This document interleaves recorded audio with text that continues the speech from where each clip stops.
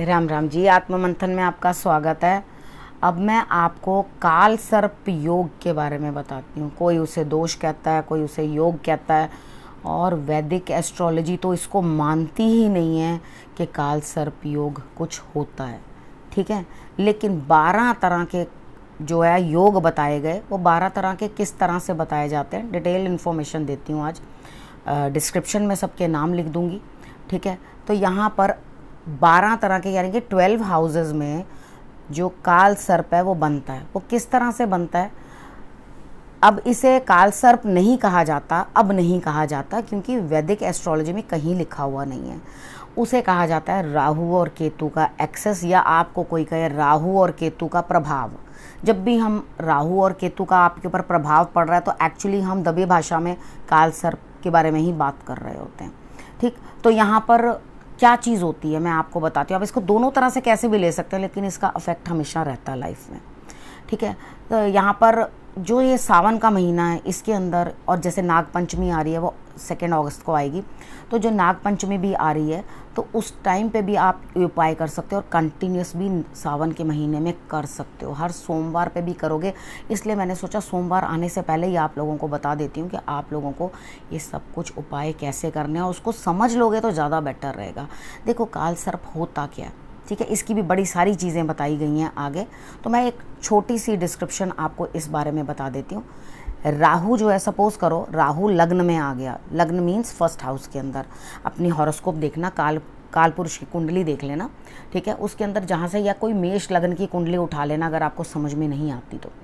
मेष लगन की कुंडली लेकर के आपने उसके अंदर देखना राहु फर्स्ट हाउस में, केतु 7th हाउस में होगा, क्योंकि वो हमेशा एक दूसरे के ऑपोजिट रहते हैं। ठीक है, तो इसी तरह से एक्चुअली क्या था वो आपको मैंने राहु और केतु के बारे में बताया था।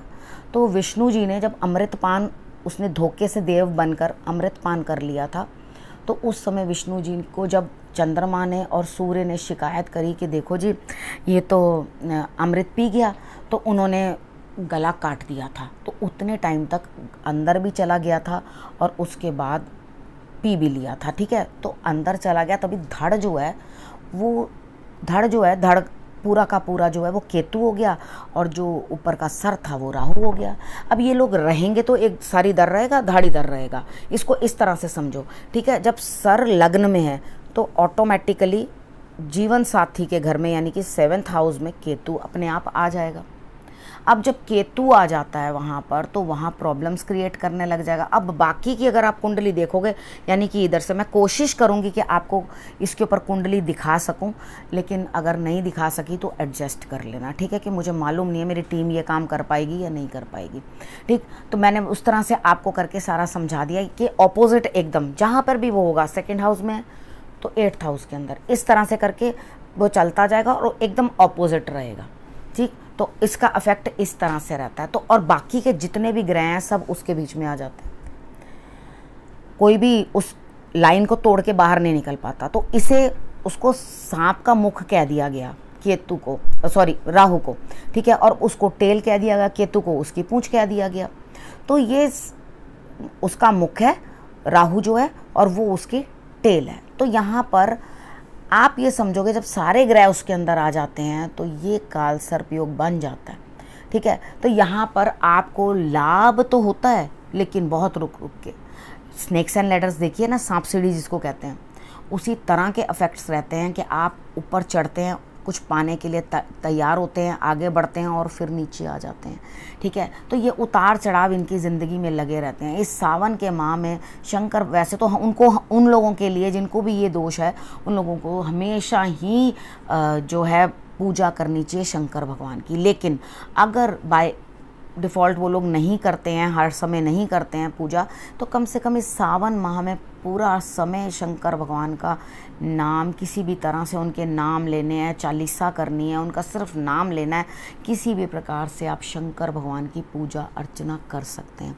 अगर आप उनकी अर्चना नहीं करोगे, पूजा नहीं करोगे, एक मैंने आपको वीडियो में बताया भी है जिसके अंदर मैंने आपको आटे के सांप बनाने बताए हैं, जिसके अंदर आपने काली मिर्च लगानी है। ठीक है, उस तरह से भी बना के आप कर सकते हैं। लेकिन जब नाग पंचमी आएगी ठीक है। नाग पंचमी आएगी, उस समय पे आप नाग नागिन का जोड़ा लोगे और उसके साथ पूजा करोगे। तो आप पहले से ऑर्डर कर देना, या मंगवाना है तो मंगवा लेना, बनवाना है तो बनवा लेना। बहुत बड़ा सांप जो है वो नहीं होता, उसके अंदर छोटे छोटे से सांप होते हैं, जो पतली पतली सी तार होती है चांदी की, उसके साथ वो बनाए जाते हैं। तो पहले से ही लाकर अपना इंतज़ाम करके रख लेना। जिन जिनको भी ये प्रॉब्लम है, आप अब अपनी कुंडली में आराम से आप देख लोगे कि हाँ यहाँ काल सर्प योग है या नहीं है, ठीक है ना।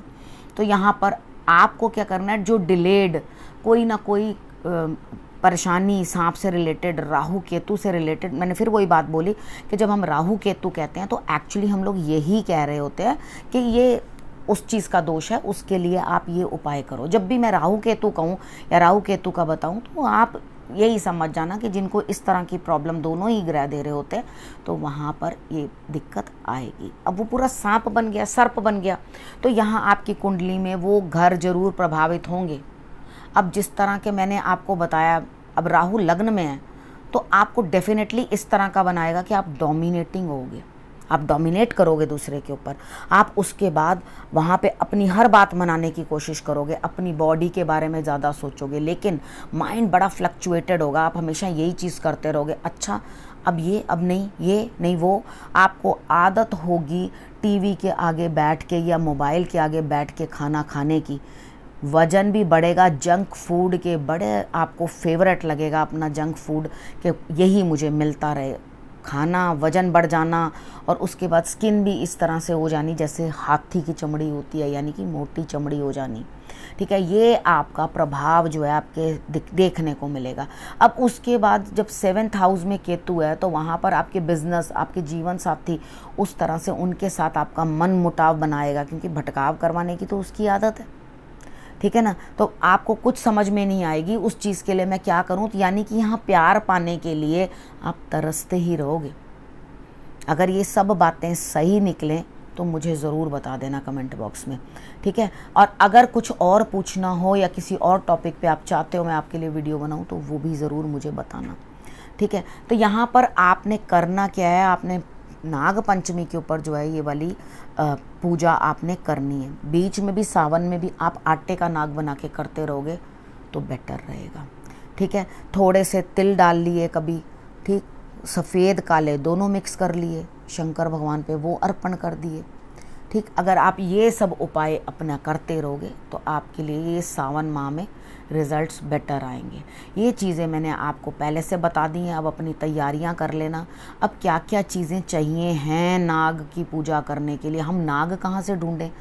एक्चुअली क्या होता है, हम हर किसी की पूजन करते हैं, हर किसी का पूजन करते हैं। हम नाग कहाँ से लाएं, किस तरह से हम नाग की पूजा करेंगे। शंकर भगवान के ऊपर होता है ना नाग, हम उसी की पूजा कर लेते हैं, ठीक है। उसी की आप उसी पे जल चढ़ा दो, उसी की पूजा कर लो तो आपके लिए रिज़ल्ट्स जो हैं बेटर आ जाएंगे, ठीक है। ये आपने करते रहना जो मैंने आपको बताया है, ठीक है। हर मंडे पे, अब 3 मंडे और हैं अभी, तो अभी एक मंडे पे तो मैंने आपको पहले बता दिया था, उसमें भी एक छोटा सा नाग आटे का, उसके बाद एक बड़ा, उस आटे के अंदर आपने चंदन ज़रूर मिक्स कर लेना। चंदन पाउडर ले लो या घिस करके वो चंदन जो है लपेट दो, वो आटा गूंद लेना, उसको गूंद कर उसके साथ जो है बना लेना। उसके बाद आप आटे का दिया भी बना सकते हो, ठीक है। पूजा करनी है, आटे का दिया भी बना सकते हो।